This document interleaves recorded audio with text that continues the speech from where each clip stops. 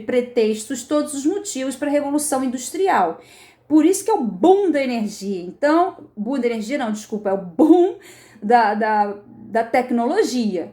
Causas do pioneirismo inglês. A Revolução Gloriosa, que eu falei para vocês, em 1686, porque a burguesia chegou ao poder com a Câmara dos Comuns, então o parlamento ficou dividido entre Câmara dos Lordes e Câmara dos Comuns e começou a limitar o poder do rei. Segundo motivo, mercantilismo, ampliou o Império Britânico e abriu novos mercados para a manufatura inglesa. A partir daquele momento que você produzia 5 produtos dentro da sua fabriqueta de fundo de quintal, você já começava a jogar o produto aonde? Nas colônias. E começava a acumular capital, até que você conseguisse investir no próprio negócio a ponto dele crescer e virar uma indústria. Segundo motivo, puritanismo ou calvinismo inglês. E o anglicanismo também, tá? O puritanismo por quê? Porque além dos puritanos acreditarem numa razão diferente para o trabalho, né? Eles incentivavam a poupança financeira e o trabalho. E existe uma frase muito interessante na ética do trabalho, que era: o trabalho dignifica o homem. Os calvinistas acreditavam profundamente, ao contrário, por exemplo, dos católicos, que enriquecer era uma forma de você alcançar a graça divina, porque se você enriqueceu e ainda consegue ajudar as outras pessoas, é porque Deus permitiu. Diferentemente do católico, que acredita que deveria se fazer a obra de caridade e através das obras você encontrar salvação, mas que o fato de você enriquecer era usura, de você ganhar dinheiro, a base de juros era usura. Então, isso acabou gerando uma ruptura muito grande dentro da própria cristandade. Não significa dizer que as igrejas evangélicas, as igrejas puritanas, deixem de ser menos cristãs, elas também são cristãs, mas há uma diferenciação quanto aos sacramentos, quanto à ética e quanto à forma de realizar o culto e também a liturgia. Fisiocracia e liberalismo econômico. Os pensadores iluministas, eles começam a desenvolver uma ciência econômica administrativa capaz de gerir os lucros e os investimentos e começar a ver que na força do trabalho existe realmente a maior fonte de riqueza e que as metrópoles, as grandes colonizadoras das suas colônias, Portugal, Espanha, Inglaterra, França, etc., não deviam mais se interferir nos mercados externos. Porque quanto maior o próprio mercado tinha a autogestão, a autocontrole, a mão invisível do mercado, gerindo tudo através da regra de procura e demanda, ou seja, quanto maior a procura, maior a demanda, né? Ou seja, maior também tem a venda, a circulação de produtos, tanto na colônia quanto nas metrópoles. Por isso que eu estou querendo colocar, quanto maior a liberação da economia, a liberação do mercado, a não interferência das monarquias na própria gestão do mercado, o mercado se autogere. E aí acaba não gerando uma crise financeira muito grande. E isso faz com que exista uma liberdade de comércio muito grande, tá? Os enclosures, que são os cercamentos dos campos, que eu falei que são os fins das terras comuns dos camponeses, foram tomados, e a sua transformação em propriedades agrícolas particulares. Quem era tenente, quem tinha um pouco mais de terras, acabou vendendo para um senhor maior ou acabou saindo, ou acabou gerando uma manufatura ali, tá? Além da saída dos camponeses das terras, eles migram para os centros urbanos e acabam se transformando em mão de obra para trabalho na indústria.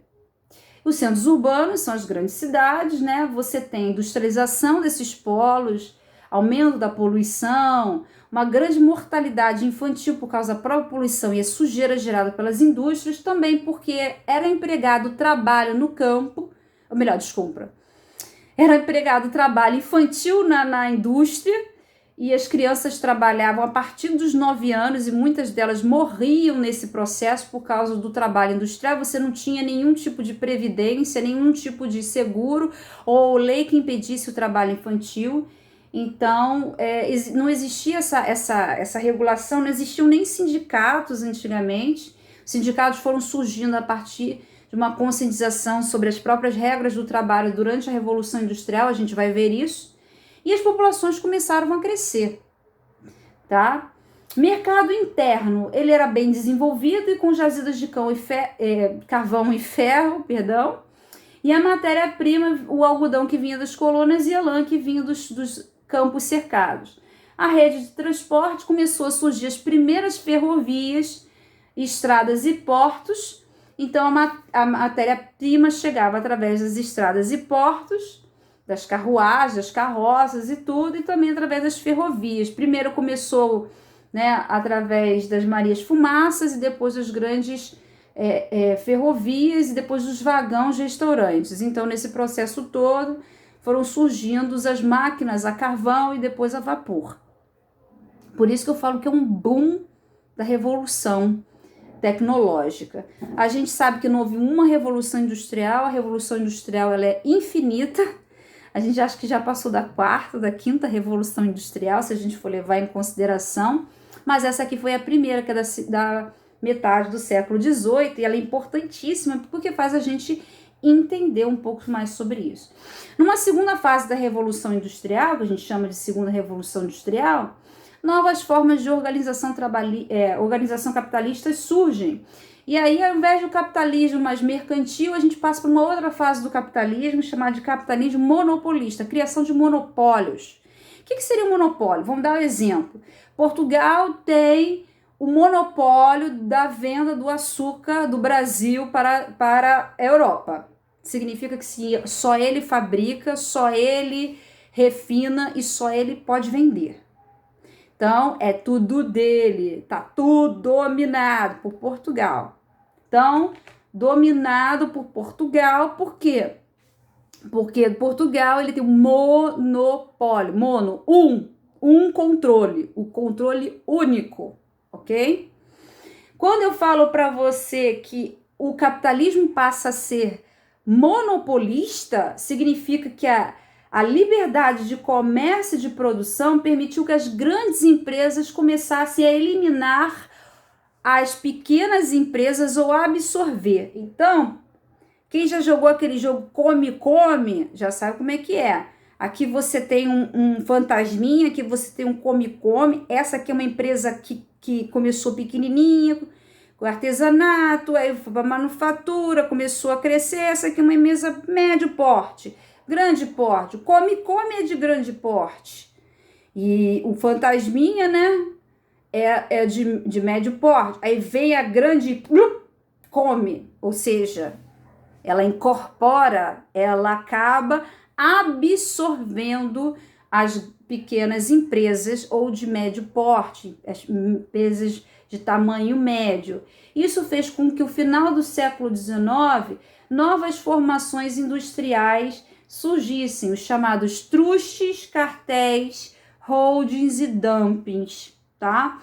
São práticas econômicas ainda presentes no século XXI, algumas prejudiciais à organização do comércio e muitas proibidas por lei, inclusive no Brasil, tá? Aí você pode se perguntar, né, quais são as consequências dessas inovações científicas e técnicas, né? Primeira consequência, nascimento de novas relações no mundo de trabalho. O trabalho, ele deixa de ser um trabalho servil, ele passa a ser um trabalho assalariado. Então, você trabalhou de 6 a 8 horas, trabalhou de 6 a 18 horas, eu vou te pagar de acordo com o número de horas trabalhadas. Então, se o número de horas trabalhadas, cada uma hora trabalhada, você ganha X. Então, você ganha um valor. A consolidação do capitalismo como sistema de organização econômica, tá? Sistema econômico, ampliação do processo de industrialização na Europa Ocidental, nessa segunda fase, e depois nos Estados Unidos, muito importante, porque os Estados Unidos já está independente, a gente vai ver a independência dos Estados Unidos, vai ver como é que começou o processo industrial dos Estados Unidos, o êxodo rural, ou seja, a saída do campo para a cidade por causa da mecanização da zona rural. Então, você acha que somente as ovelhas eram tosquiadas à mão? Não. A gente usava maquinário para tosquiar as ovelhinhas, né? O crescimento da urbanização, então você tem um crescimento populacional, as pessoas merecem, precisam de casas para morar em torno das fábricas, começavam a surgir as moradias operárias. É o caso da fábrica Bangu, nós temos várias casinhas e as ruas. Rua da Fiação, onde se fiavam os tecidos, né, onde fazia o fio do tecido. Rua dos Estampadores, onde se estampava. Rua dos Tintureiros, onde se tingia, e por aí vai. Todas as ruas em torno de uma fábrica têxtil. O caso da fábrica Bangu é uma fábrica têxtil. Então a gente tem de produção de tecido, só para lembrar. Nós temos aí todo o processo de urbanização, crescimento das cidades e crescimento da moradia, ocupação de território. E nesse caso aqui, algumas de forma ordenada, outras de forma desordenada, tá? Consequentemente, a falta de habitações adequadas, que aqui no Brasil a gente chama de favela, né? Ou comunidade, mas são os casos das zonas de habitações que não eram adequadas, casas muito pobres, enfim. As pessoas precisavam de um teto para sobreviver. Avanços nas pesquisas nos campos da medicina, do transporte, das telecomunicações, surgimento, por exemplo, do telégrafo, depois surgimento do telefone, depois do rádio, tá? O aumento da capacidade produtiva, porque eu já falei para vocês, o aumento era produção individual, produção única, produção em série, que era uma manufatura, você produzia uma série por 20 produtos iguais, e depois produção em massa, então 1000 produtos vamos, sei lá, por dia. Um exemplo, 10.000 produtos por dia. Por isso que você encontra diversas camisetas iguais, com a mesma etiqueta, com todas as mesmas características, quando a gente vai a diversos tipos de lojas, principalmente Líder Magazine, Riachuelo, etc e tal. C&A, entendeu? Daquela mesma marca, porque ela é vendida em diversas lojas de formas diferentes. Então, quem realmente comprou por um preço melhor vai colocar um valor e o frete de uma outra maneira. Algumas mais baratas, algumas mais caras, isso vai depender, tá? E também do consumo, que agora as pessoas estão recebendo salário e as pessoas conseguem comprar. É claro que para um trabalhador que depende daquele salário, era retirado um valor agregado, tá? Do seu salário, chamado de mais-valia. E esse valor nunca chegava nas mãos do trabalhador, ficava lá com o industrial, com o capitalista, né? O dono da fábrica. E aí o que acontecia? Ele não conseguia comprar o próprio produto que ele produzia no final do dia. Isso também gerou impactos negativos, principalmente ambientais, né? Já que muitas cidades não ofereciam uma rede de esgoto, onde a gente jogava esgoto? No rio. Olha que nojo. Nos mares, e saneamento básico não tinha. E o lixo gerado no processo de industrialização dos produtos passou a ser depositado nos rios próximos das fábricas e das indústrias. O rio ou era jogado nas ruas. Então, o que a gente tem com o rio poluído e com as regiões de rua, né? Com lixo para tudo quanto é lugar?